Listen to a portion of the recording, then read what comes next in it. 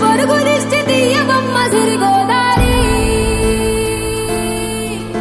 ఏ పాడు కళ్ళు పడకుండా వీళ్ళిద్దరు కలిసి ఉండాలి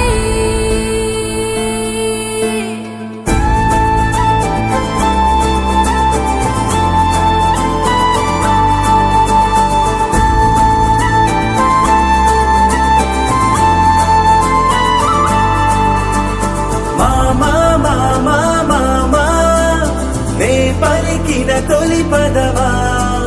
నాకే దొరికిన వరమా నాకై నిలిచిన బలమా నీ కాలి అడుగుల్లో ఉంది నా గుడి నీ నోటి పలుకుల్లో ఉంది నా బడి పుడుతూనే నీ ఒడిలో పాపనై